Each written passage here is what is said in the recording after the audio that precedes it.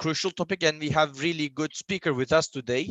Let me start to introducing her, then inshallah I'll not be taking too much time of yours. Then we will start the listening our valuable speaker of today.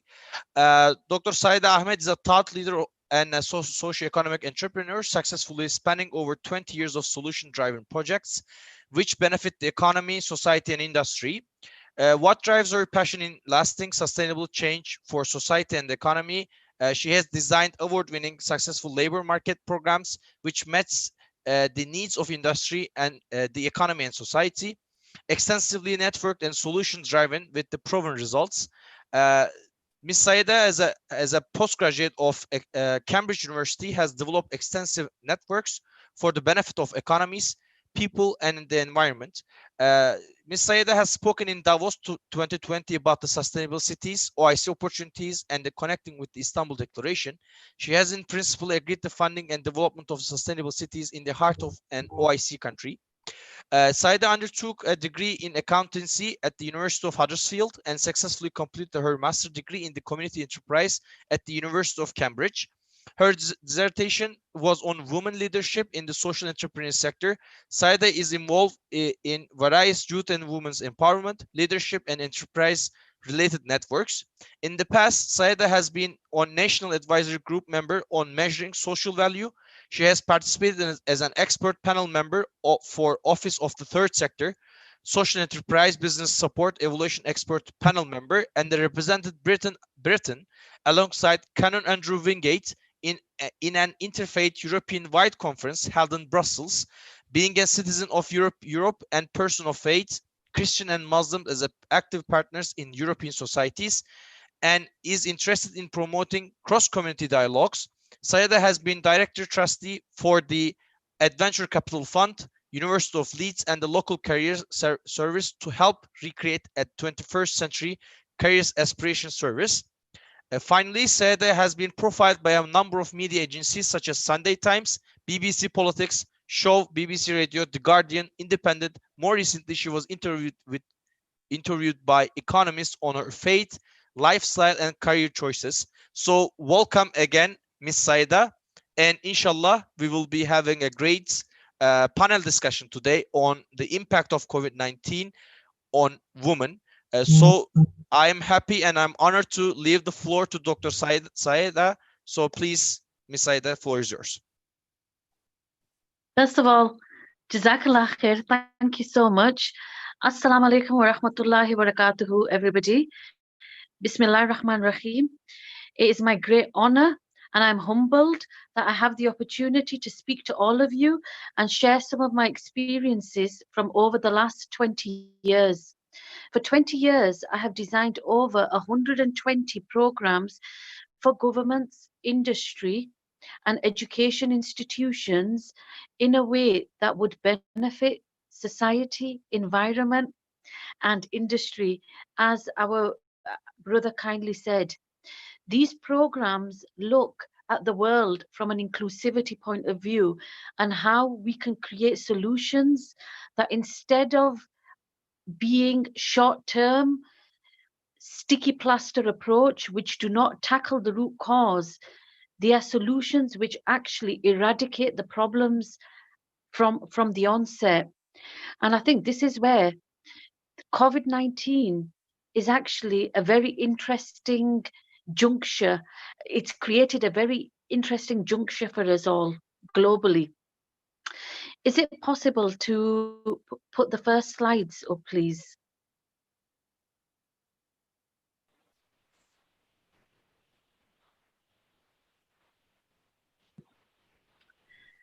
So, to talk about the landscape for women, if we just go back to the beginning, please. So, in order to talk about the landscape for women, we need to think about what the implications of COVID-19 has been as a whole. So, if we go to the next slide, this just is a picture from Downing Street, which is our state house, linked to the work I did around on social entrepreneurship and women. And then the one after this is about trade and international trade and looking at women again. I will bring some of these examples at a later point. The next slide, please.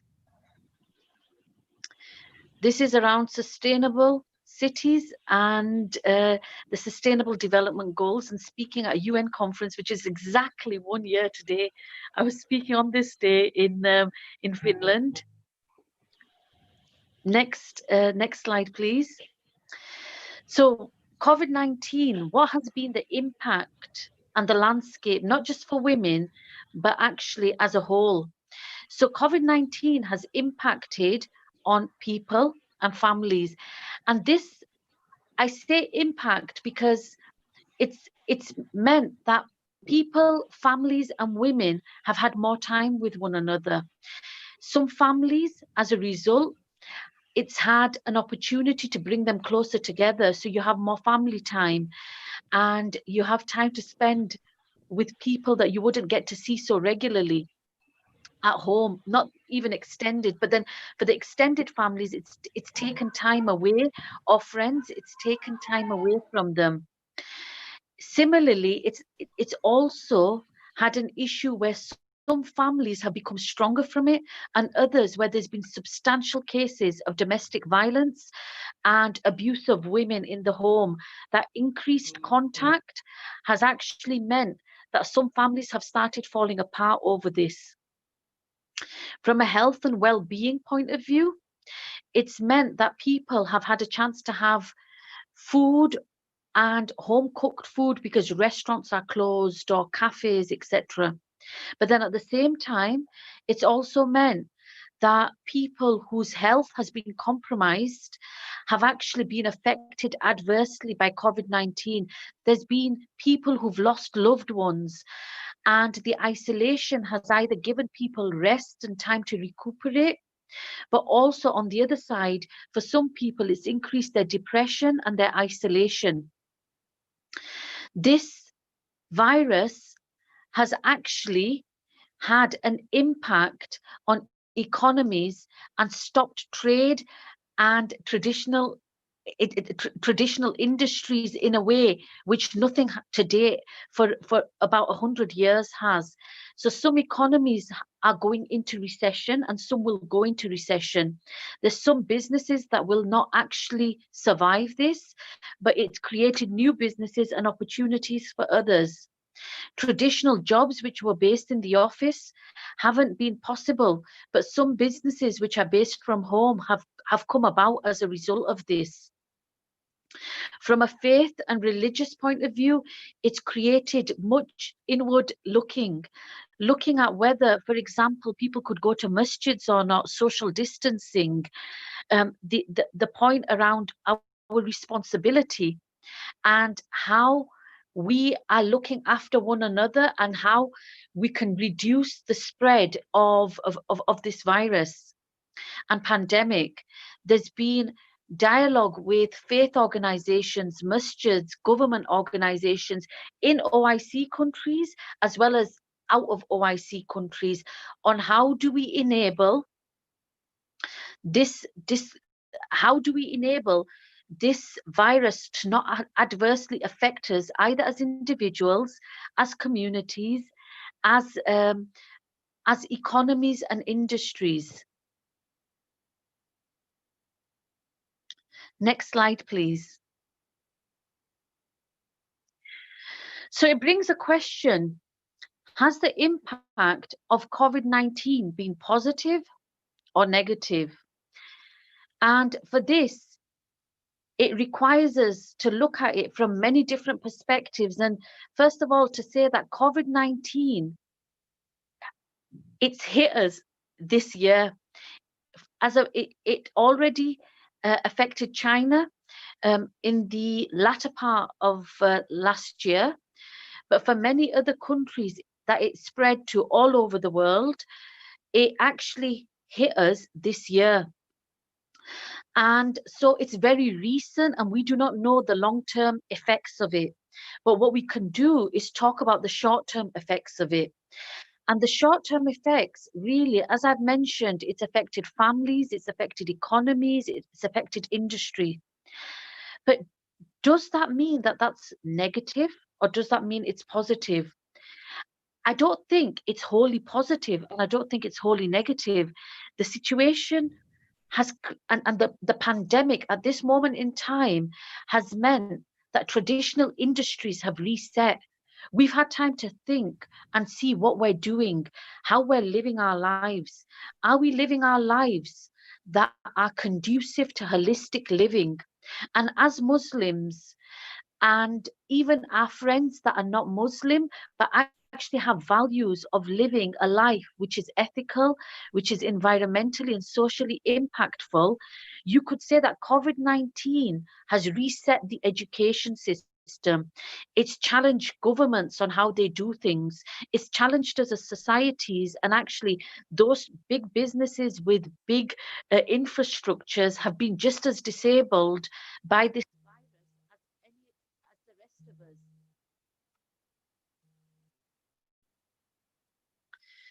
The the situation that we're facing now is going to change in the short term, in the medium term, and the long term. And this means that that change, we can actually make it positive or influence it so it's positive rather than negative. So when the question is asked, is the glass half full or half empty in terms of COVID-19? Some will say it's negative because I've lost my job, my traditional job.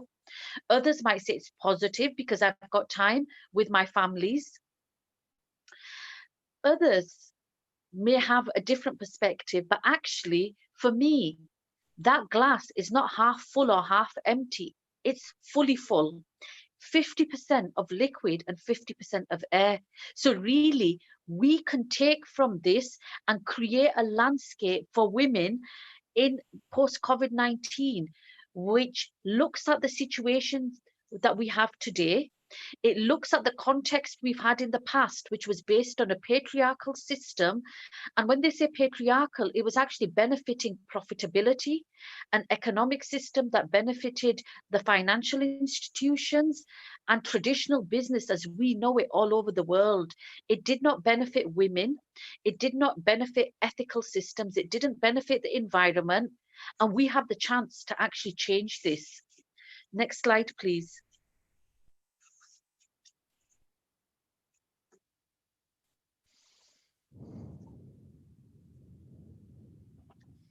So before we go on to the landscape for women and what that could look like, we need to talk about some underpinning principles that we need to, that any solution needs to have. Every country and every woman is different.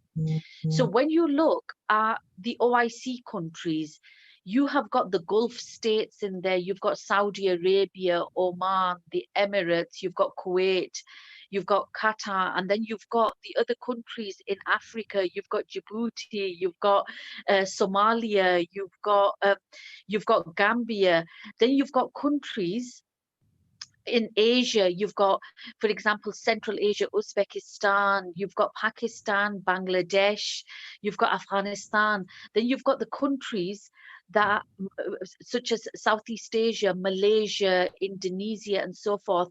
And then you bring it to the West, and you've got Muslim populations in countries that are not Muslim, UK, France, the US, you've got Myanmar, Philippines. We've got populations that have minority and majority Muslim populations. And because of that, and the economic system, each and every country is different. Therefore, that country and its systems and its political systems will have a very different impact for women of that country. Then you've got women who are working, who are professionals, others who are at home, others who are caring for children or for elderly family members, their daughter-in-law, some who are refugees. This model and this model for the OIC needs to recognize that each and every country is different, and their national priorities and their laws and their circumstances are different. In that same way, each and every woman is different, but they're valued. They have got strengths and challenges which are unique to them. Sometimes it's not even on a country level, it's not even on a local level or a community level or a race level. It's actually based on your age, it's your circumstances, it's you and your experiences, your health, your mental health, and so forth. So to create a system which looks at women as a homogeneous group will be wrong. And also an important factor is that for so long Muslim women and women have been seen as one group, as a victim against society. But actually the post-COVID landscape could create an opportunity where we free ourselves from the narratives and the stereotypes we've created. And this is about recognition of our strengths and our abilities, and also the challenges we are facing on a day-to-day basis, and how we can nurture that and use that as a way of bringing about change in a positive way for each of the countries and for the women within those countries.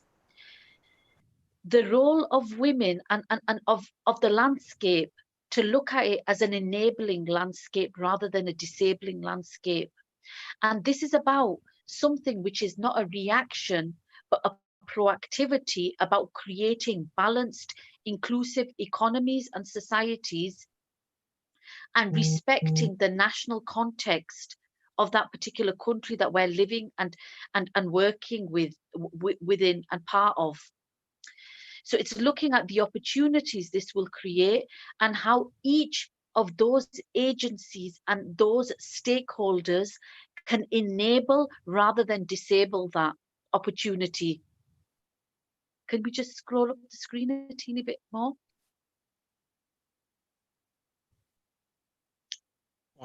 One second. I'm trying to do it. Okay.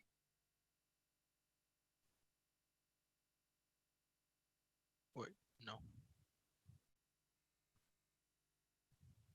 I'm not sure how I'm It's managed to okay. do it. It's okay. So in recognition of this landscape for women, how we react to COVID-19 will determine whether COVID-19 is positive or negative for women. And in terms of how we move things forward, this landscape gives key roles and responsibilities for the stakeholders that are involved. So when you look at how those underpinning principles translate, how do you create a holistic system that recognizes all that diversity of countries and circumstances and the needs of women, and then actually applies that within their particular type of organization? So if you look at governmental organizations, the education system largely has been preparing people to be working, and to be working either for others in a SME context, small to medium-sized context, or to be working for government agencies or for corporates. So therefore, at this moment in time, many of the skills that are needed for post-COVID-19 actually have not been taught fully or been present in the education system. Many universities all over the world are actually closed at the moment and have been unable to find a solution for populations to continue their education. Some are trying ad hoc basis of, for example, offering lectures online or particular types of programs, but there hasn't been an effective, responsive or proactive solution. So this will require policy to look at how do you create something that COVID-19 does not stop things, it enables things. My background in designing education and labour market programs, particularly for women and youth, has actually given me some ideas and models over 20 years ago. So we looked at economic participation, not from a jobs market, but from a market which says that there's going to be a time where women have to participate because the economies will require it. They will want to participate in the labor market, but they shouldn't be forced to participate in the labor market. What it should be there is an open policy which says, well, okay, if women want to maintain their national identity or their faith identity as Muslims, how do you create a culture? How do you create a culture which allows them to thrive and not to be exploited, and for they themselves and for their families and the country to benefit from their participation? And this requires the education sector, the government, and policymakers and all of the key stakeholders.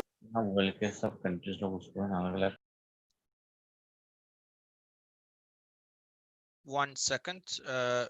Participants, dear participants, please mute yourself while the speakers are speaking. Sorry for the interruption, Dr. Saida. One second.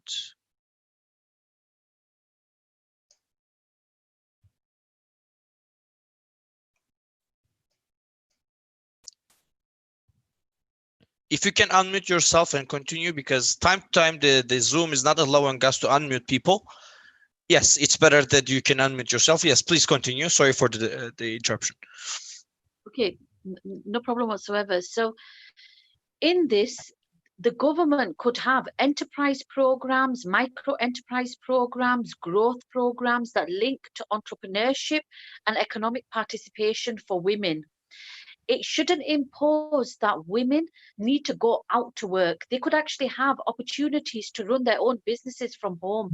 Technology such as Amazon, technology, digital online marketplaces, so many of them give an opportunity that you could actually be able to sell your skills, sell products, services that are unique to your culture and to your identity, and actually have a financial and have a livelihood, so that you can actually have the opportunity to create those businesses that were not possible before COVID-19. But the important thing, again, for the government, when I bring it back, is not to presume that all women require exactly the same. So you often see, for example, NGOs that are doing wonderful job in terms of trying to create micro enterprise opportunities for women. But this cannot be something that's presumed that Muslim women or women across the world need only micro enterprise opportunities. Some of these are high growth opportunities that could solve solutions all over the world on the environment, on food, on healthy eating, the halal economy. So it does not, we cannot create a one solution that fits all, because it's like creating a shoe and saying to everybody you all need to fit into it, without taking into context that some people live in countries that are desert climates, some are living in cold climates, and so forth. Now, in order for that government policy being holistic, it needs to recognize that people are at different stages of their life. They have different levels of education. They have different access to money or support systems. And this is where the financial institutions need to be working with government, the business networks, and there needs to be much greater collaboration and cross stakeholder engagement to enable this to happen. Industry and multinational corporations need to be creating opportunities for women-owned businesses to be able to sell their services, and to actually see that women's participation in the economy will strengthen families and economies. It's not an anti-Islamic thing. It's not an anti-national thing, because when women are able to look after their families and themselves, they have less chance of being exploited by people who will be looking at taking criminal advantage of women and families. We will have less opportunities for people to be trafficked, for them to be taken away from their families, and so forth. So it's very important for for the social infrastructure that our women are strengthened, just like Hazrat Khadija radiallahu anha was an entrepreneur and a successful businesswoman, and we had Hazrat Aisha radiallahu anha who was a scholar. You know, the Prophet ﷺ was not threatened by strong women. He nurtured them. And we as Muslim countries need to nurture and enable and see that women and men are not enemies of each other, but any successful economy looks at men and women working together as allies to support and enable the talent in our communities to grow and pull our countries forward, but also for that talent to look after the women and the people in our communities that are vulnerable. So we use our strength as an enabler and as a shield for those who are weaker within our communities.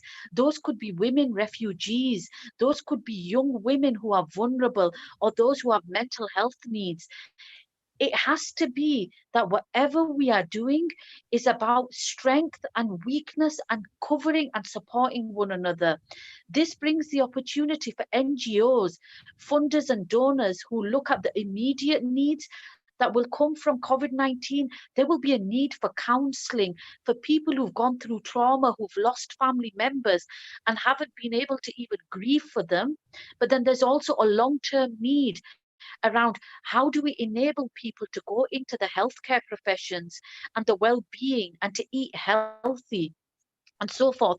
So there's an opportunity that comes in terms of being the solution, and that solution could be from an entrepreneurial perspective, but it could also be from support organizations. And then before I continue on this slide and talk further, what would be really helpful for me is maybe some of the questions that the participants have already raised. Maybe we can have a bit of a dialogue and Okay. answer some of them that are relevant to what I've been talking about at the moment. So Enes, are you able to? Yes, of course, as you wish. Forward?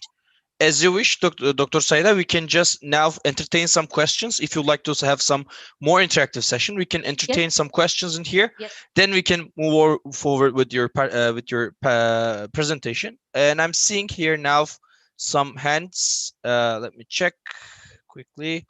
Yes, Zakil Tarso from Mauritius.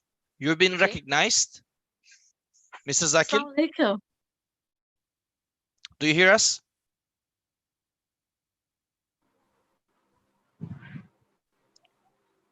Zakil, are you hearing us? If not, we will move on with another participant.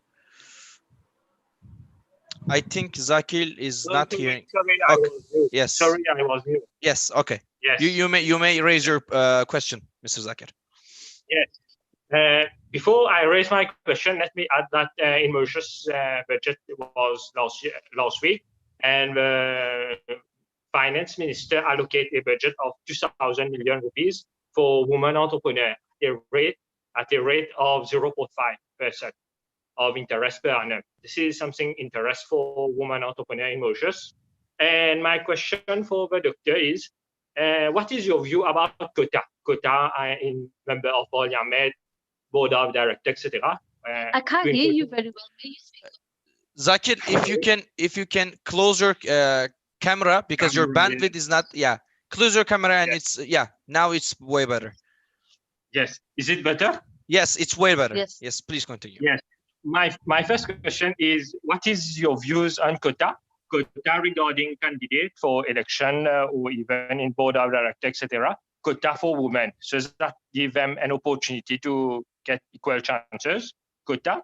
And do you think it will be interesting to give more women women entrepreneurs a chance to reach international market, to host e-conference for them to make exchange, to present their product among themselves and make exchange to reach international market, virtual e-conference, since due to COVID and almost all borders across the world is closed. We thought make face-to-face conference, but we can go for e-conference like we are doing now. And yes, this is a question. So you've got two questions. Let me clarify. The first is, what is my opinion on quotas? Yes. And the second is about creating networks for women entrepreneurs amongst themselves. Yes, okay. Among themselves via e-conference, especially this time, during this time, because due to COVID-19, the crisis. Thank you, Mr. Zakir. Thank you to give me the opportunity for the question. Ms. Saida, would you like to take like a group of questions, a bulk of questions, then you can answer, or you would like to? Okay. The second question, Mr. Hossan Arman from Bangladesh. Okay. Hi, my name is Hossan Arman. I'm from Bangladesh, but now in the US.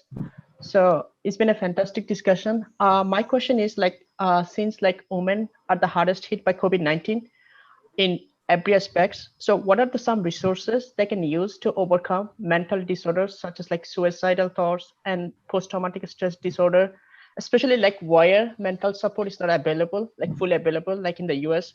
And since we are representing like many countries, and we can send the message to our home countries if we know like what resources they can use to overcome like mental disorder and PTSD and everything. Thanks. Okay. Thank you, Hossan. I will entertain one more question. Miss Zoya Khalid from Pakistan.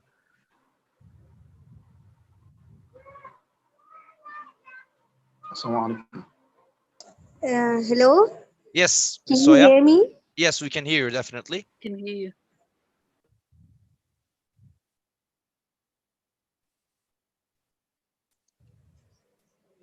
Hello. Miss Zoya, we can hear you. You can continue.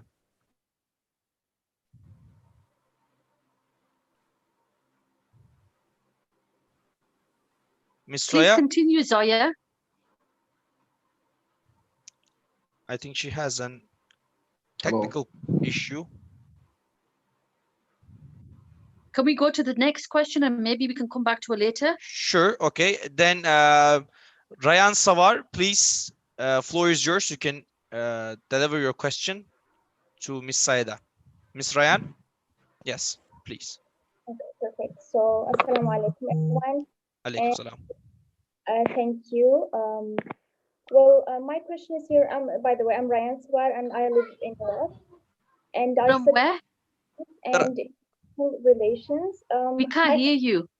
Can you put your microphone a little bit closer so we can properly hear you, Mr. Rahman? Okay. Yes.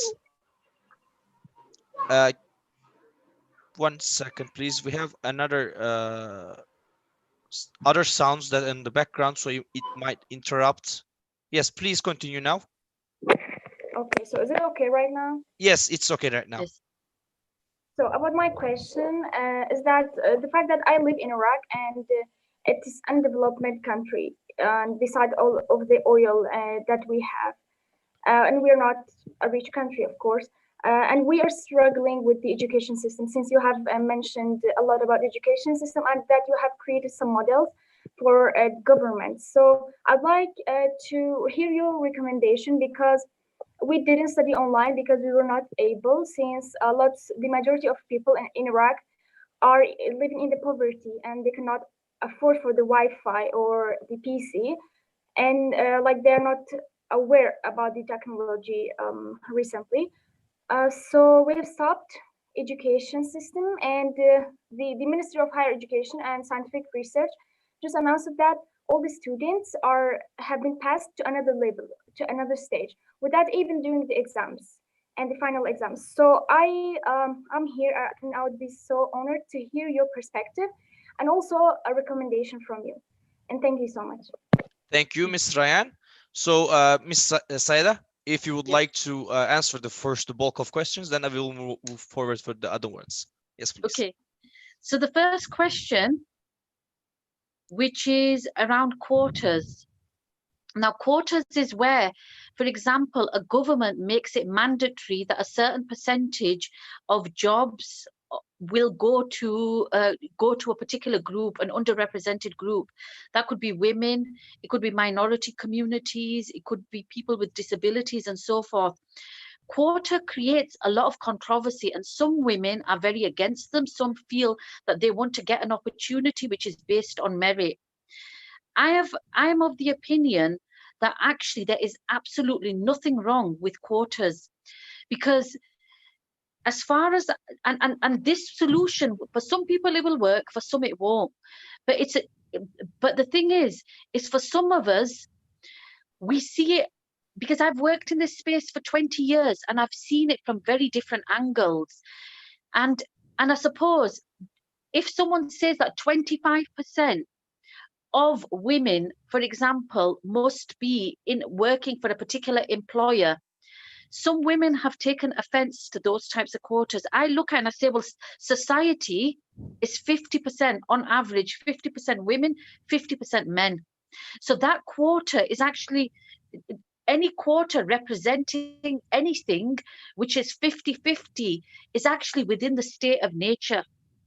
So if it was that the business or the organization was 50-50 and the organization said, well, no, we want a quota which makes it 70% women or 80% women, I could understand from that point of view that, you know, people may feel that, you know, this is an imbalance, it's unfair. But if you're redressing an imbalance, then actually, you know, I feel that it needs to be done, because we have lived for over, well, I'm not hundreds of years old, but for the last few hundreds of years, we have had a system which has prioritized economic advancement at the cost of people. And for that, there's been few beneficiaries at the top, but the majority of the people who have been women, who have been poorer, who have been of different ethnic backgrounds, for example, in the UK, people with disabilities, they have been disadvantaged by that system, because that system was actually only putting money as God, the priority, and everything else came less. So therefore, if you start rebalancing it and saying, well, actually, we need 50% of the women who will actually be working for this government or for this economy, and actually use it as a way to then say, but it's not just 50% of any women, but use it as a way then for governments to create enterprise programs, skills programs, techniques that would enable the best of those women with the best skills and competencies to be able to fulfill those roles. So it cannot be a quota and automatic admission. It has to be a quota with systems in place that get the best skills out of the women, give them the skills, create a pipeline so that those women can fulfill those roles. And the second point or question you asked about women entrepreneur networks. Now, because of technology, today I'm fortunate enough that I have got people from all over the world with such different realities listening to me, and I'm having an opportunity to engage with them. That technology means that I can have networks, not just of women, but also men, of change makers, of diplomats, of ministers, of business people, people who've got money. This cross-fertilization of ideas, of thoughts is a great enabler. And yes, for some women, having a women-only network as a tool for support and collaboration is very important. For some, they don't want to be limited just to women, because women's participation in the economy or society is not a women's issue, it's a society issue. And so for any society to succeed, we have to look at how do we enable women, our colleagues, our sisters, our friends, our mothers, to have a voice, so that if we're not there to be able to look after them, the system around them is enabling and protective and looks out for those needs. And there's so many countries all over the world that apply principles which are rooted in Islamic values that actually we can take and re-adopt back because they were part of our faith identity. So I've answered, I think, the first couple of questions. Now, it was a really good question, Hossam, from Bangladesh and the US around well-being and resources. I am actually on various networks. So as part of UNGSI, UNGSI is a foundation which has taken the United Nations 17 Sustainable Development Goals, which includes gender, includes health and well-being, education, and so forth. And it looks at how do you support communities and society and the environment. Now, there's substantial amount of resources available online around well-being, on YouTube, on so many, and this is from experts coming, and it's about giving people access and being able to look and see what is there. There's World Health Innovation Summit. They've got some fantastic resources around health and well-being. And my colleague there, Gareth, he has developed, for example, systems which are around resources around the digital space. I am involved with Cambridge University's health, well-being and nutrition think tank. It's called NEDPro. And there's, again, a system within there and a project within there called Teaching Kitchens, where it's enabling women in slums, and a number of them of Muslim background, but also not exclusively Muslim, around giving them the opportunity to cook healthy and nutritious meals, but then creating their own businesses and micro businesses, so it helps their families, and it also helps society, and then local businesses are buying from them. So from a point of view that you could use a resource that's out there already around well-being and so forth. And the other thing is to go to countries that have got very well-developed public sector systems. So the UK's National Health Service, it's got lots of free advice on education, or it's got lots of free advice on mental health, well-being and so forth. And to have local people in your country to be able to take those tools and adapt them within your national context and within your local context. The thing about this here also is that there's so many experts all over the world, and whilst we have free time, there's no reason why we can't do a 1-hour session on women's health, or techniques for relaxation, or, for example, for masjids or faith organizations to be able to show the type of solutions within our deen and within our faith that can help us solve some of the current problems around depression, around health. For example, how you could do certain wazife or prayers that help you relax and take away sadness from your heart and so forth. And then there's practical projects that need to be implemented as within speed, where women whose lives are at risk through domestic violence or trauma or grief, they can actually be helped virtually, and using virtual health mechanisms to enable access. And this will actually help those women that traditionally have not been served. So those in rural areas, those in refugee areas. And again, Ryan mentioned, for example, about technology and Wi-Fi, and how governments can actually free up access to technology and the internet to enable that support to be happening. And then it brings me to Ryan's question around education and so forth. So I recognized that the education system was failing a large group of people all over the world, not just all over the world, in the UK. So it was creating what I call human robots. You do a degree in accountancy, you do your degree, you go and work for an accountancy firm. You do a degree in medicine, you go and become a doctor, and similarly for different professions. What it didn't recognize is that there's different types of intelligence and ability. So some people are very hands-on, some people are very visual, others are creative. But the education system to date has favored academia over other forms, and it's favored going to established universities and doing degrees in a set way that have been around for, say, maybe hundreds of years without changing substantially.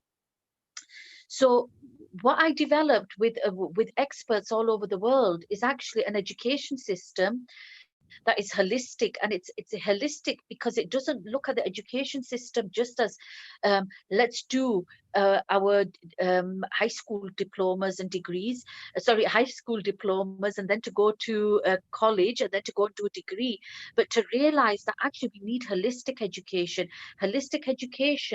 that includes personal development, career development, and enterprise development. It includes our soft skills and short courses, compliance courses. It also includes those competencies we require that we are not being trained at in schools or universities. So graduates leave universities ill-equipped to work for industry. Industry isn't happy. The economy doesn't benefit from it because people are not participating at optimum level, and the individual doesn't know where they're going wrong in terms of when they're working, what to say, what not to say, how do you conduct yourself. And for that, I developed a holistic program that considers all of these things. So simultaneously, the individuals will have the academic qualifications, but they'll have the short courses. They will have short skills-based programs, and also they will have English language if they want to work there or other countries. And develop the skills they need to work in those respective countries. The other aspect, which I thought is largely missing in education systems all over the world, is a hukukul ibad, or the social and environmental responsibility perspective, where you have projects linked to SDGs within each university, school, or even community-based organization.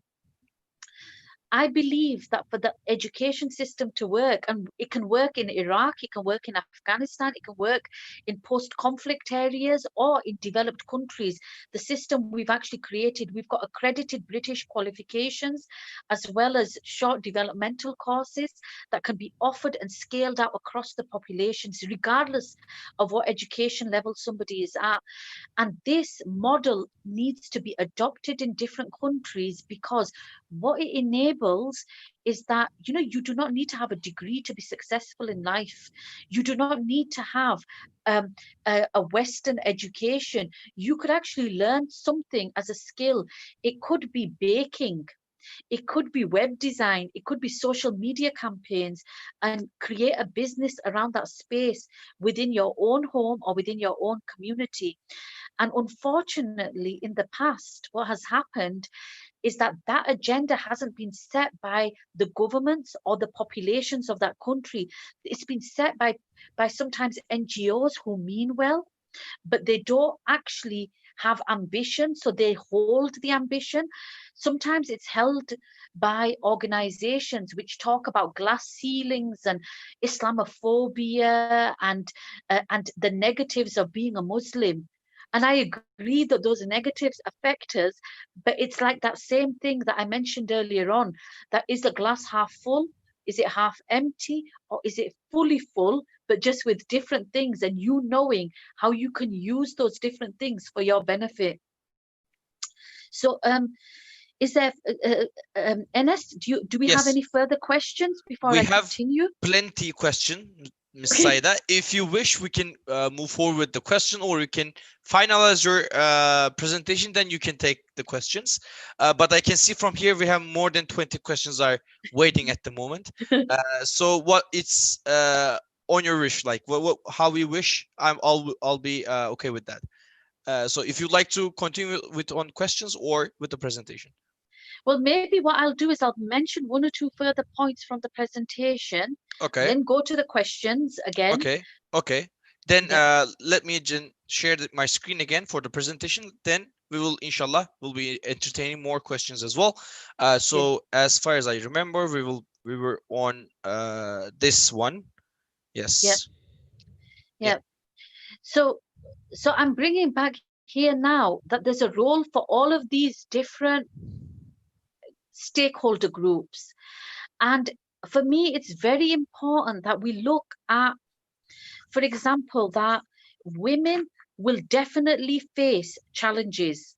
There will be negative voices. They will come from us. They will come from sometimes our families and friends, like, oh, what do you think you are? Or how do you think? And I've seen it in projects I've delivered for women that, sometimes the negative voices that we have accepted and adopted have become the loud voice that stops us. For example, if I give you my own situation, when I'd seen the advert at Cambridge University around there was a scholarship opportunity to do a master's degree in social enterprise. I looked at that and I showed it to my father, and I said, Abba, this is such an amazing program, and it's at Cambridge University, and look at how great it is. And my father said, why don't you apply? And instantly I said, oh no, I couldn't apply because, Dad, you don't understand, I'm a woman and I wear a hijab, and they're probably going to be institutionally this towards me, and they won't like me, and I probably won't get very far because minorities in non-Muslim countries don't always have the same opportunities. And these are things I'd heard all through my schooling, my high school, my university, and so forth. And my father said to me, Saida, do you believe in Allah subhanahu wa ta'ala? And I was like, yes, of course, Father. And he said, do you have tawakkul and trust in Allah? And I said, yes, of course I do. He said, then why are you holding yourself back? You put your effort in and put your best effort in. And you try and you do your best, and whatever Allah decrees, alhamdulillah. And then I thought, okay, fair enough, this university, they will give me a chance. They'll probably give me an interview. I'll take that letter and say one day that Cambridge University, I got interviewed, I didn't get in. So do you see, still I had that negative voice at the back of my head. And actually, they called me for interview. And then I realized when I went for this interview that actually, when they invited me for this interview, I thought, let me do some research and see what some of the people on this course are about. So I found that some of these people are leaders in government agencies, in development trusts, in business. So I Googled them and I found their details. And then I contacted them and I said, look, I'm very ordinary. I haven't had an exceptional education background. I don't come from a rich background. And, I really want to do this course. But I'm worried that if I apply, once I get to interview, I won't do well. Have you got any tips or ideas? So they said to me, look, all of the people on the course, it does not matter how successful anybody is. We're all ordinary people who have ordinary everyday problems. We're all this, we all have different problems. None of us come to life without any problems. And go ahead and just try and see what you can do.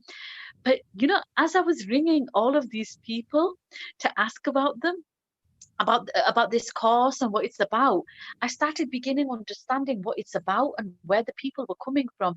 So when I went for this interview, they already knew about me, and I did all this work and I got accepted in. And I was shocked. I mean, I was so shocked because I was thinking, why have they accepted me? I'm not even that special. I'm not that clever. And again, my insecurities were constantly playing at the back of my mind, and the voices that I had heard or had experienced, and my experiences where people had pushed me out of the way or told me, take your hijab off, that's the only way you'll have a success, all of these types of things. So my negative voices that I have adopted and I had accepted was hindering me, not my faith, not my family, and so forth. And my mother and father, may Allah subhanahu wa ta'ala bless them and give them a long, healthy life and ajr. They they enabled me and they helped me. And that's why it's very important as organizations, we recognize that families and fathers and brothers can have such a substantial impact for women, because in a society out there which can be quite aggressive, you know, it doesn't naturally gel with the personality of so many women. So they may need someone who's going to speak for women, who isn't a woman. And also that in my situation, I've had that support. For others, they haven't had that support. They may have people who are threatening that they will divorce them if they go to work or they go out. They may threaten them with violence and so forth. So my situation was very different, but theirs wouldn't necessarily be. So that voice within us, ourselves, we can hinder and we can allow those negative voices to stop us. This is where other women and the sisterhood, I've called it, because, you know, sometimes women can support one another, other times we can stop each other. We can end up in stopping people to progress and allow and say, oh, what will society say? They will say so-and-so's daughter or so-and-so thinks too much of herself and she thinks that she's better than the rest of us. So you see, it's very important that we become enablers rather than disablers. Then we're talking about NGOs, funders, and donors. Sometimes they can mean well, but they can have such a limited vision, a vision which reinforces stereotypes, which says, well, why don't we set up cooking classes for women or sewing classes, not thinking that this girl could become the best politician that the world has seen, or this woman could be one of the best engineers. And to see that actually a brother out there may be the best healthcare worker or counselor. So we stop creating roles that actually for many years a patriarchal Western society had put on our cultures, rather than seeing that Islam created a balanced population where women could be engineers and men could be engineers. A woman can be a doctor and a man can be a doctor. And I'd seen this when I went to Bahrain, when I'd been to, for example, Saudi Arabia, where you had experts that in the West, you would never see women running large construction companies, or see very few of them, or you wouldn't see women running engineering firms. And similarly, you would see very few men who were involved in caring roles. So we have this opportunity with COVID and technology being an enabler to create participation of women and men, and for people to support one another. And then industry and multinational corporations to actually critically look and say, are we penalizing women? Are we stopping women to participate? Is there systems we can place that would allow women to work from home and to actually have their own businesses? And you know, technology is developed enough that now when COVID came, it took the banks or the government institution and the employers time, but within a few weeks, they created a system that could allow people to participate. And yes, in a home setting, sometimes, you know, for example, there may be children in the background, or there may be animals or family noises. But if we want to move forward, we need to look at ways where we don't hold the micro issues as so priority that it costs us the macro issues at the bigger picture, which is that, you know, yes, there may be a child laughing in the background or playing, but because of it, a sister of mine in another country could actually have a livelihood so that her and her family does not go hungry. There could be a child who today can afford to have an ice cream because I exercised patience that it wasn't a glossy office that actually that this woman had to sit in order to answer a call center in a call center setting or to deliver a service. So for this, we need to be able to be ambitious, be accommodating, and allow things to progress. So we enable people, we do not disable them. Is that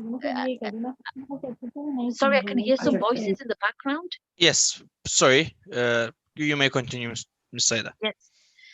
And then for this, which is very important, the financial institution, these could be sovereign funds, these could be banks, they need to start getting out of their closed box and looking at success, that it's only large, big buildings run by men.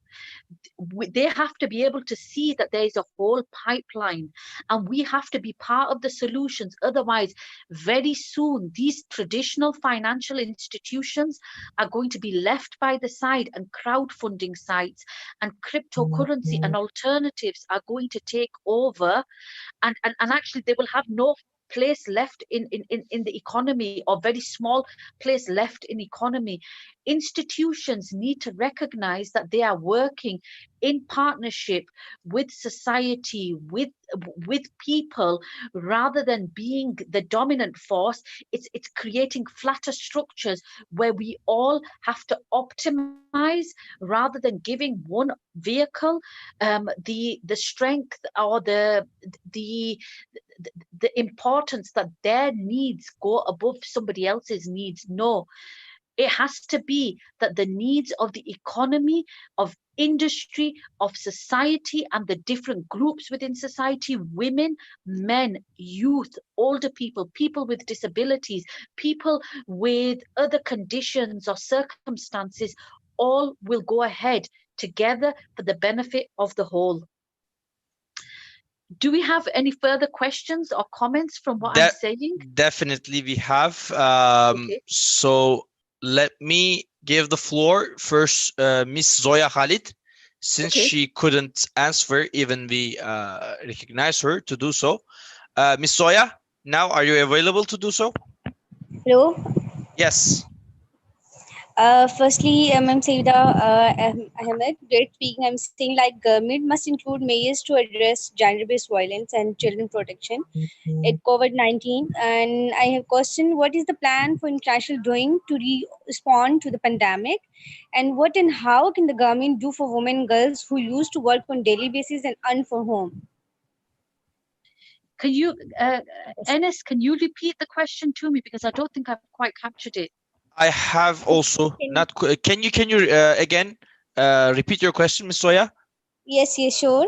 What is the plan international doing to respond to the pandemic, and what and how can the government do for women and girls who used to work on daily basis and are for home?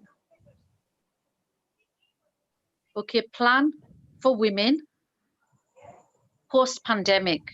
Yep. Yep. Okay. Okay. Can we have another few yes, questions? Sure. I'll be entertaining 3 questions. Mahmoud Omar from Somalia. Mahmoud, do you hear us? Assalamu alaikum wa rahmatullahi wa barakatuh. Alaikum salam, Mahmoud. I want to ask a question to the doctor. And doctor, in matter of fact, we can't hear you, Mahmoud. Their country. Mahmoud, yeah. Assalamu alaikum. Alaikum salam. Now it's way better. Please continue. And doctor, I want to ask you a question that concerns about Somalia. And Somali women migrate their countries to get a better life. So during the immigration process, they face challenges and risks, including and sexual and physical abuse. So what are your recommendations about that? Very good question. Thank you, Mr. Mahmoud. And the last question for the first bulk, of course, not the entire session. Let me check. Miss Aura Nebula, do you hearing us? Yeah. Yes, thank you please for continue. the opportunity. So Yes. my name is Nebula. I'm from Indonesia. So Ms. Saida, at the beginning, you mentioned about how women who work and being independent will be less exploited. But in fact, in reality, especially in Indonesia, that even the one who is independent in economic, they tend to be the caregivers as well. And at the time of this pandemic, that probably the family situation might be boiled. So, and there will also be some kind of domestic violence in it, even if the woman is independent in the economic sector. So isn't it the crucial thing by the end of the day is to increase awareness to both women and men that violence of any kind is not okay, is not right. So that domestic violence is still happening even to women who is stable in economic. Thank you. What is your opinion on that? Okay, thank you. Thank you. Okay, please, Ms. Saida, the floor is yours to answer the questions. Okay, so first of all, these are really important questions, and every single one of them that has actually been posted really add a different dimension to this discussion. So what is the national plan for post-COVID-19 in terms of supporting women, particularly around domestic violence and so forth? Actually, I think each country has taken a very different stance to this, and some are very proactive, many are not, which means that it is up to the countries to decide and design a process that is actually responsive, it's fast, and it's proactive for the post-COVID-19 world. Now, this means that we are under a massive misconception, and it relates this to all of these three questions altogether. Women's participation in the economy is not a women's problem, it's a society problem, and the issues women are facing is a social problem. So therefore it cannot be sent to the women's minister or the women's department. It's too easy to dump it there and leave it there and then say, okay, let's talk about the economy now. Let's talk about trade, as if that doesn't affect women. Women are integrated parts of our lives. 50% of every man was created by a woman. So therefore it cannot be ignored, and we cannot ignore this. And for this, we need to have equal, if not more, participation from our brothers to turn around and say, you know, our brothers, our fathers, our colleagues, our sons, all of the males in our life, to say, you know, we respect women. This is our faith identity. This is our national identity. This is who we are as values. And as a result, these are the measures we're going to put in place to support our women. And as women, we will give our women voices, our women who we respect, we revere as part of our faith, we look up to, and to enable, not to see women participation in the family life or in the economy as a threat, but actually as giving people wings. Because you know, when you try to restrict people and say, well, actually we're not going to talk about domestic violence because we don't want to be seen in this way, we've already shown that we're thinking about old systems that served old traditional economies and traditional patriarchal societies, rather than looked at balanced Islamic economies which nurtured and enabled the growth of women and men and balanced communities. So bringing back to this, there is no national plan for women. And I think it's very important that in every country and for every OIC country, that they have their ministers collectively create solutions, and this isn't dumped on the women's minister and the women and families minister, because when that happens, subconsciously you take that responsibility away and leave it just with that department, rather than seeing that how can that department support the work of every other department. So the women and the families department should be linked to well-being and health, and actually put measures in place, working with each and every of those departments to say, okay, as the trade department, what are you doing for women, families, and, for example, the environment?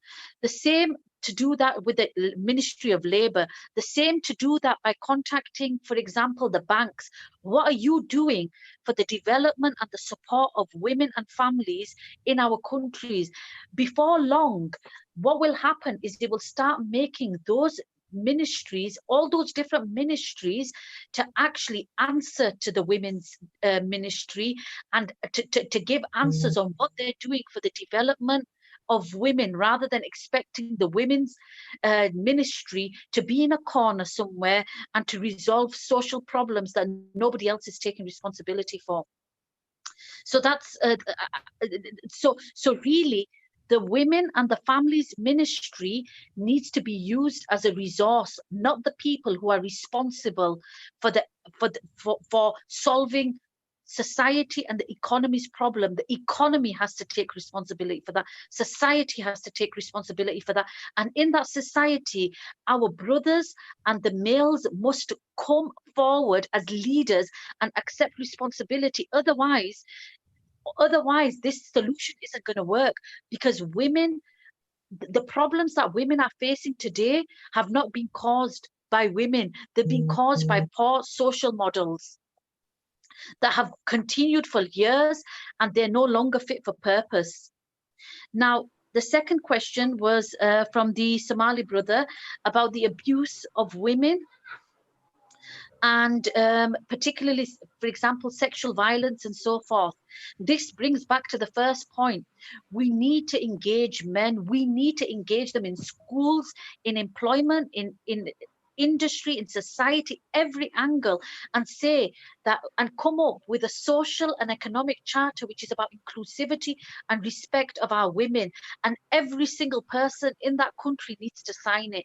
It signs it based on the values of that country, within our faith, and also our social charter, which says it is our duty and honor to respect one another, our women, our youth, our elders.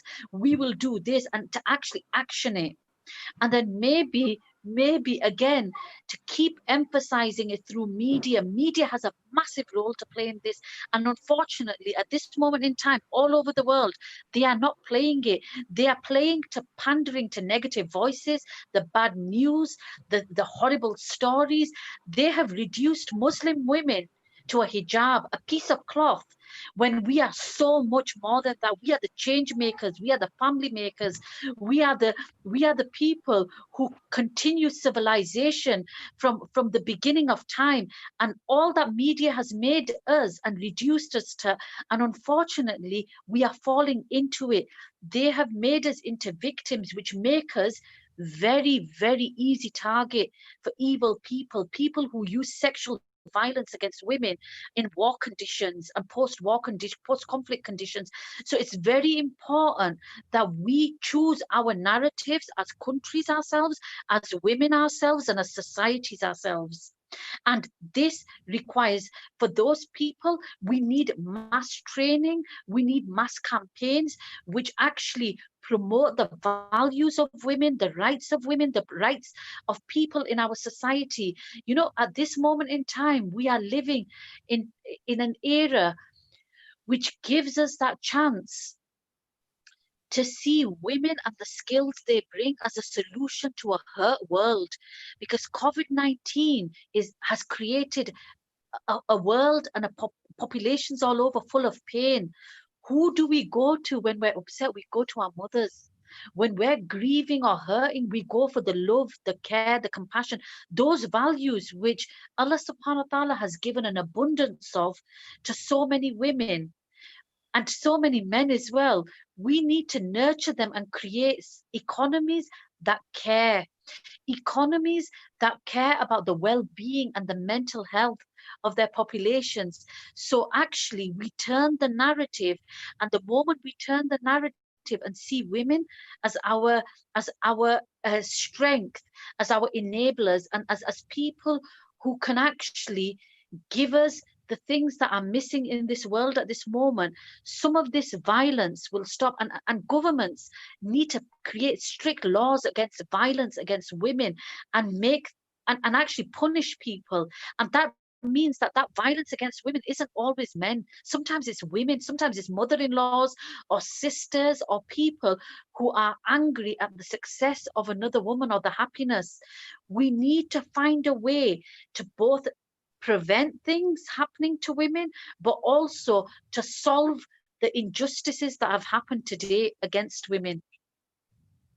And for this and to stop that exploitation, we have to engage and create positive measures and techniques which can be derived from our faith. It can be derived from social work, from education, from neuro-linguistic programming, coaching, mentoring. There is some phenomenal resources and skilled people in the world all over at this moment in time, and we need to look at how we can utilize that for the betterment of women, so that we can see the value that women are bringing to this world. Because if there was no women, there would be no world as we know it today. Sorry, my cat has just come into the room. She's just decided to walk in and participate in this debate. It's totally understandable. Even, you know, I was also mentioning in the same thing in the other panels as well, because, you know, we're trying to get used to the new type of the meetings. Even I have a 10-year-old brother. Time to time when we have a meeting, he just jumps into the room. He just starts yelling because he wants to play in the home. So it's it's becoming really usual in these days. So I'll be entertaining 3 more questions if it's okay for you, Miss Saida.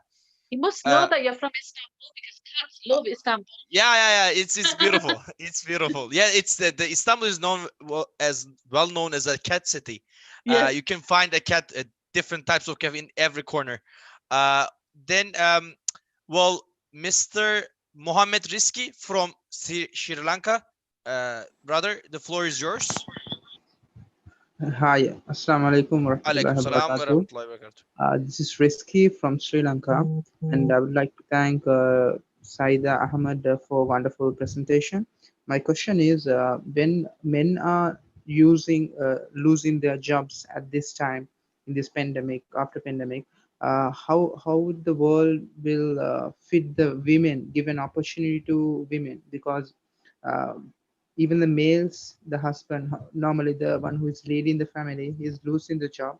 So how could women can get a job rather than going into normal jobs such as domestic jobs?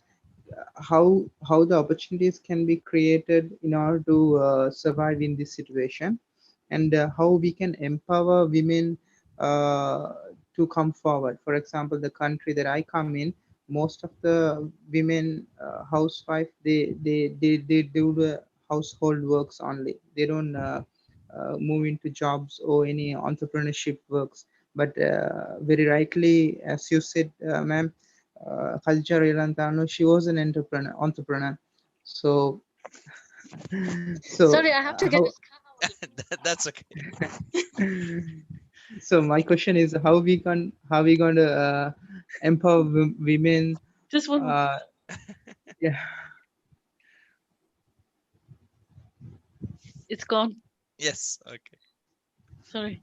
Okay. Yeah. My last question was how we can empower women and tell the importance of entrepreneurship and leading the role as men equally, because I feel they should come out and the perceptions should change in order to achieve everything. Thank you, ma'am. Okay. You've actually brought up a very important question around people losing jobs and the opportunity for men in this, as well as how do you create a culture of creating opportunities for women in that type of context. Should I continue to entertain more questions, Saida? Or you Yes, would of like to course. answer? Okay. Can I just ask you, how long sure. have we got in terms of further questions? How much time have we got for questions? We have actually normally 10 more minutes to finalize and wrap up the session. So I can take 2 more questions. Then after you answer, we will have a more like 2 or 3 minutes to wrap up and close the discussion, inshallah. Yes, that's absolutely Mr. Raed Ali from Yemen. Brother Ali, you have the floor. Assalamu alaikum. Alaikum salam, brother. Assalamu alaikum. Alaikum salam. Mr. Raed, we can hear you. Okay. My name is Atiku Ismail from Nigeria. Brother, sorry, brother from Nigeria. I have recognized Mr. Raed Ali from Yemen. Okay, no. I think there's a misunderstanding. Sorry. Mr. Raed Ali? Do you hear us?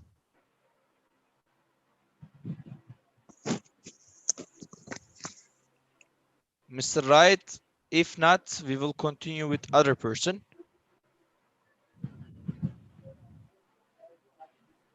I think he has a connectivity problem. Then we will be then Mr. Atiku Ismail, you've been recognized, brother. You can continue to ask your question. Thank you so much. Assalamu alaikum. Alaikum salam. Now, I must thank Dr. Ahmed for the wonderful session. My question is, looking at the problem we are facing in the continent, particularly in Africa, in my own continent, Nigeria, as an example, the problem facing women in particular as regards access to funds in developing their skills is as a sort of a high digit interest in most of the places, because as you know, there is no governmental organization that are really giving maybe out loans to them in order to develop their skills.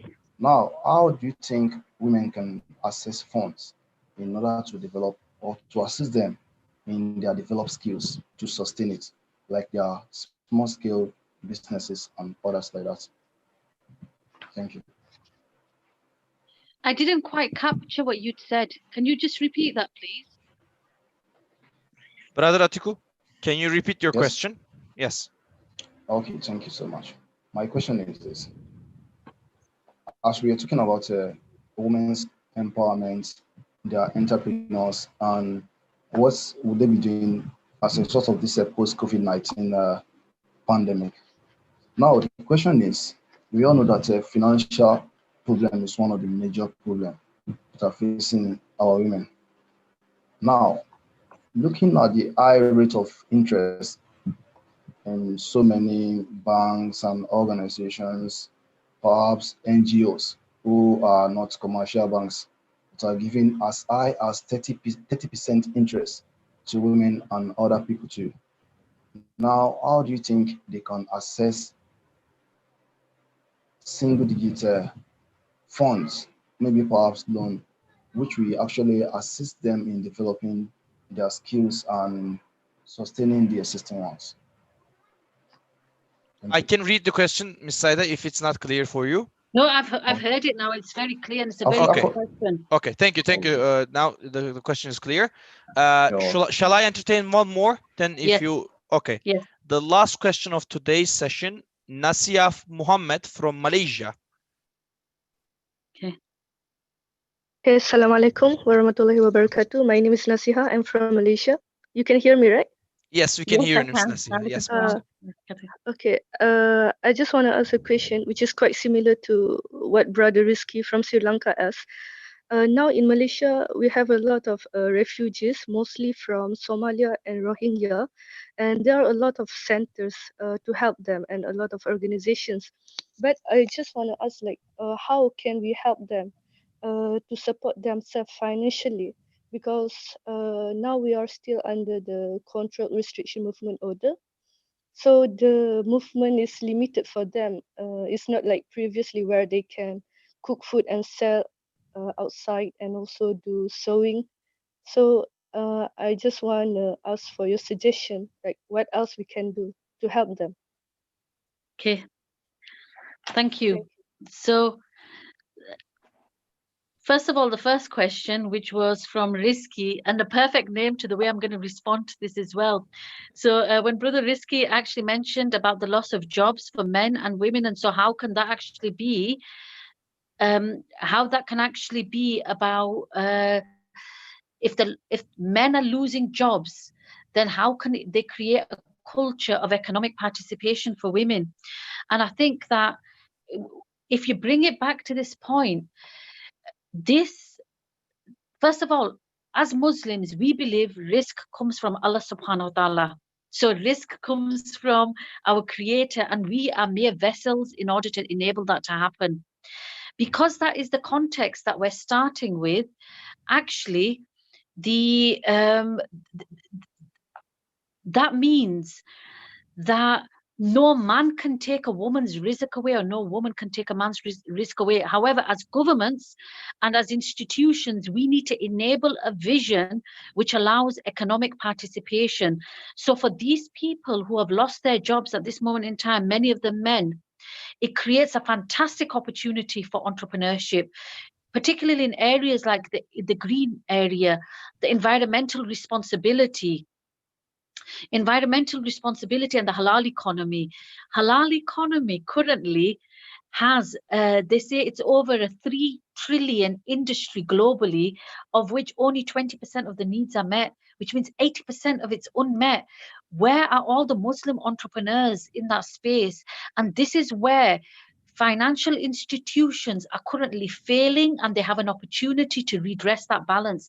They have traditionally only invested in real estate and commodities rather than looking at the growth opportunities and creating cultures and environments which create new entrepreneurs, high growth entrepreneurs, and so forth. So, for example, this particular COVID-19 has meant that I have actually been speaking to people about setting up factories for PPE equipment in so many countries. This includes in the West, it includes in Pakistan, it includes in Bangladesh, it includes the Far East, in Malaysia, and in Africa. So what it does is it tackles a social problem. We do it in an environmentally friendly way. We start to tackle environment, and we create jobs and entrepreneurship opportunities for the populations in those countries. Whilst others, so many people have been focusing on the problems. I've been looking and saying, okay, who do I need to speak to? Now, I have found that traditionally so many financial institutions and large Islamic charities, they're just too reactive and slow. They're not fast enough. So I've gone to big investors group, financial institutions, and said, we need to create these business opportunities, because if you don't, somebody else will. Can you help us to finance and invest in these businesses that we will be setting up in countries all over the world? I've already got the OIC countries in my mind, but there's also non-OIC countries where there's large Muslim populations, and there's also people who have money that they would invest in those areas. So the thing is I've looked at the problem and I've created a solution, and a solution that would tackle the social problem, the economic problem, and also create solutions for that particular industry. That's just one. There's things like housing. There's things like food that has been mentioned. We've got online courses, for example, for food safety. We've got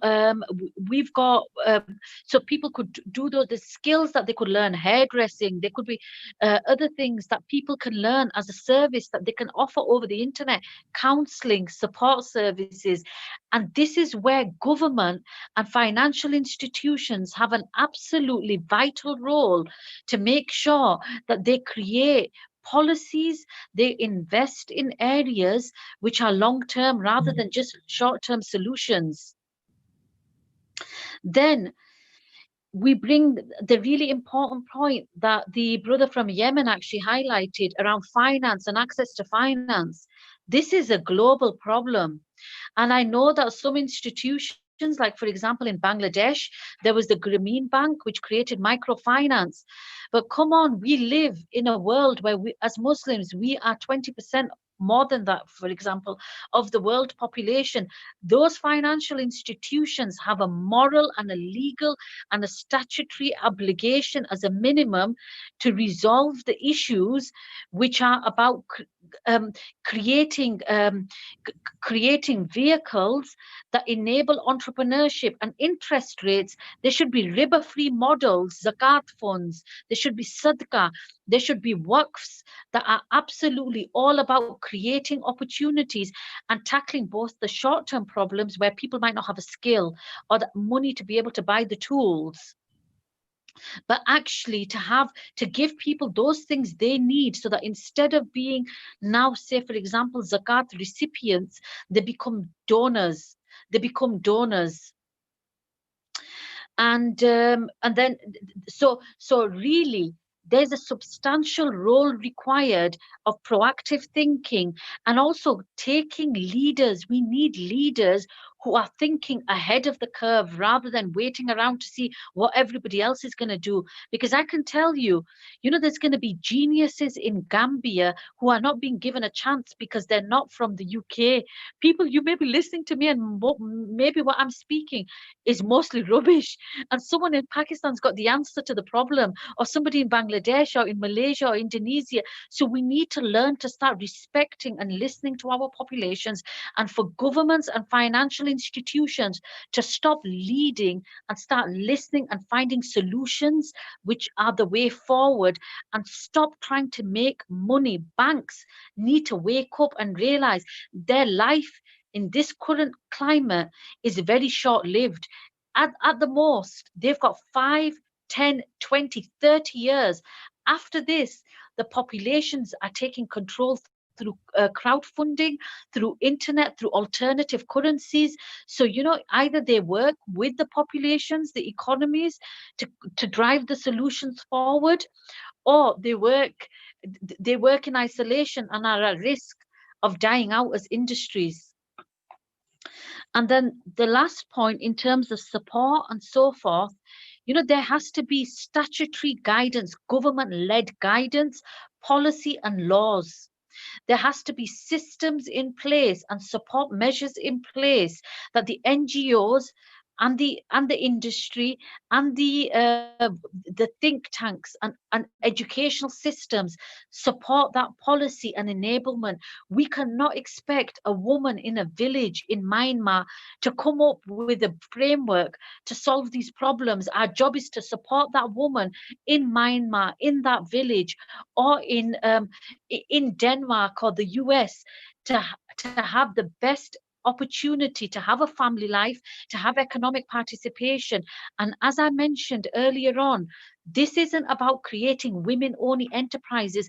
This is about creating inclusive. In some instances, it could be a family-run business. It could be a family, a father and a father and a mother with their children.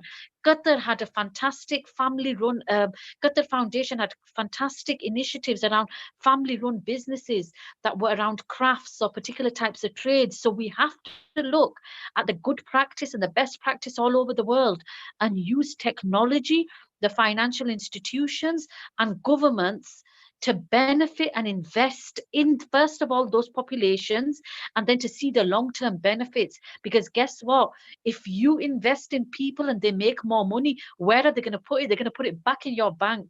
So let's start thinking proactively. Let's spend less money on advertising and more on actually implementing and actions that drive real change in the world, that solve short-term, medium-term and long-term solutions for what we're facing. And COVID is giving us this opportunity.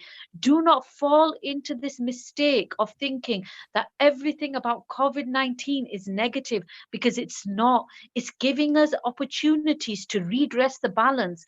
And up till now, those systems, those large institutions that were powerful and many people may have felt powerless against, and many countries may have felt powerless against, you have the opportunity and the agility to transform everything, and in a very short space of time. So take COVID as something which is going to change things for the better if you are ready to see the positive of this. Thank you, Dr. Saida Ahmed. And this was the final question. Unfortunately, we have a lot in the hand, but and also in the chat there are many questions that our participants are asking. But please forward these questions to me via email so I can forward to Dr. Saida, so she can, maybe in your free time, she can happy to answer those questions. Then I'll be forwarding these questions to you. So within this said, our today's session also come to a conclusion. The third one is now over, and inshallah on Wednesday we will be having our fourth session, and it will be our final discussion before we move on with the practical session. And the reason why we're having these practical sessions by the experts, for you to understand the topics better and for you to discuss these topics better when we had the practical session of OIC on 11th and 12th. So in your committees, you can discuss the things that you have learned just even today, and you can come up with the resolution and something concrete in your hand, so we can present it to the OIC General Secretariat. So thank you all of you participating. May I just actually say one more thing, if that's okay? Definitely, Dr. Yeah. Saida. Yeah. This situation has actually created a massive opportunity for OIC countries to actually develop stronger partnerships with non-OIC countries, and for OIC populations to develop partnerships and business and trade opportunities with non-OIC countries. If you look at the rise of Islamophobia and all the negatives that the Muslim world is facing, it's because there isn't that communication, there isn't that collaboration, there isn't the opportunity for people to be able to experience the beautiful cultures and the personalities and populations all over the Muslim world. If you look at when Islam and Muslims were actually very at the peak, they were at the peak when we were trading with one another, we were solutions people, we were helping to create solutions that solved the world's problems, not just Muslim problems, not just our locality problems. This is where you have a chance now, all of us, to basically look at this and use this opportunity to find solutions that not just help your own countries, that don't just help our women, but to help solve the problems all over the world, so that we can have friendships where friendships didn't exist. Jazakallah khair. I just wanted to say that there's a positive from this. Use this positive. Do not waste it, because tomorrow we may not be given a chance to be able to redress the balance in such a way where everything currently has been leveled out.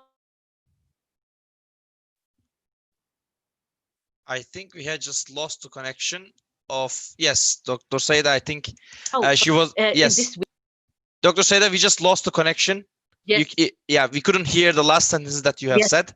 I was saying, take this opportunity to not just help your own country, but to help the people all over the world, both in other OIC countries, because your strength might be somebody else's weakness.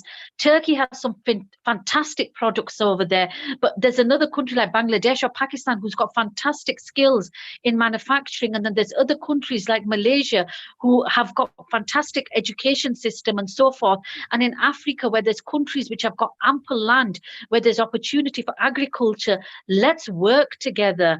Let's work together to create a common benefit for everybody, where all of us are joint beneficiaries, and that inshallah our families, our populations further down the line will look and say our time changed for the better because of COVID-19 and how we responded to it. Jazakallah khair.